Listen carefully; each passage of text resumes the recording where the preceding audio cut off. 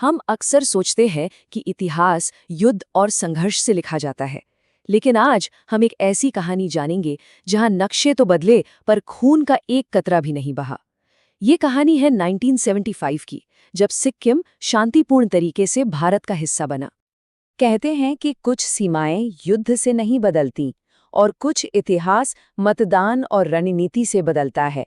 1975 में भारत का नक्शा बदला और ये बिना किसी जंग के हुआ। तो चलिए इस अनोखी कहानी की परतों को खोलते हैं। इस पूरी कहानी को समझने के लिए हमें थोड़ा पीछे चलना होगा, साल 1947 के उस दौर में जब भारत आज़ाद हुआ था। सवाल यह है कि उस समय सिक्किम की स्थिति आखिर थी क्या? देखिए, 1947 में भारत की आज़ादी के बाद सिक्किम एक संरक्षित राज्य या कह लीजिए प्रोटेक्टोरेट स्टेट बना। अब इसका मतलब क्या था? इसका सीधा सा मतलब ये था कि सिक्किम अपने घरेलू मामलों में तो पूरी तरह आज़ाद था, लेकिन जब बात देश की रक्षा, विदेश नीति और संचार की आती थी तो उसकी पूरी जिम्मेदारी भारत की थी। ये एक बहुत ही खास व्यवस्था थी और ये व्यवस्था कई सालों तक चली। 1947 में सिक्किम भारत का संरक्षित राज्य बना। फिर 1950s में भारत सिक्किम संधि हुई, जिसने इस रिश्ते को और पक्का कर दिया। लेकिन जैसे जैसे हम 1970s के दशक की शुरुआत में पहुंचते हैं, इस व्यवस्था पर कह सकते हैं कि दबाव बढ़ने लगा था।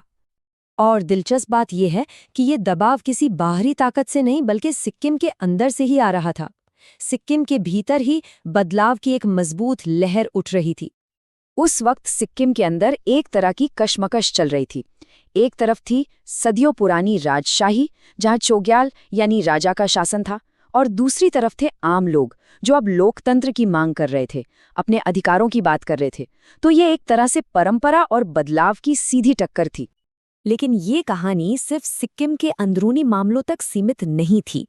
इसकी जो लोकेशन थी ना, उसने इसे हिमालय की एक बहुत बड़ी जियोपॉलिटिकल शतरंज की बिसात का एक अहम मोहरा बना दिया था। तो सवाल उठता है कि ये छोटा सा राज्य इतना अहम क्यों था?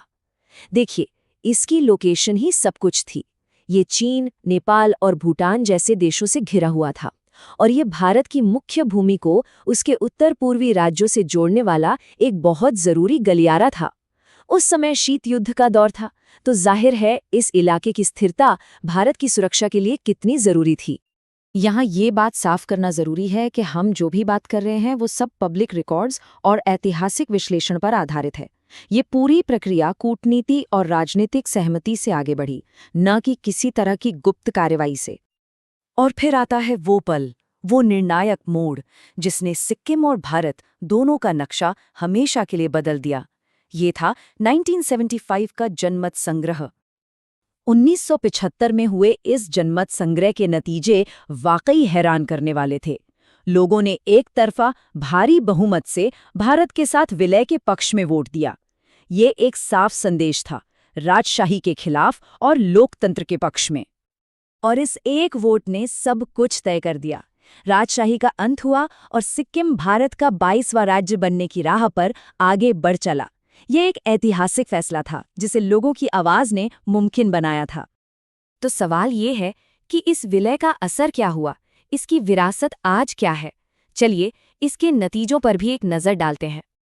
अगर हम देखें तो इसके 3 बड़े और स्थायी प्रभाव हुए। पहला, भारत की उत्तरी सीमाएं और भी मजबूत हो गईं। दूसरा, हिमालय का ये जो पूरा संवेदनशील इलाका था वहां स्थिरता आई। और तीसरा, और शायद सबसे जरूरी, इसने दुनिया को दिखाया कि बड़े से बड़ा बदलाव भी बिना खून खराबे के सिर्फ बातचीत और आपसी सहमति से हो सकता है। और यहीं हम इस कहानी के सबसे गहरे सबक पर आते हैं।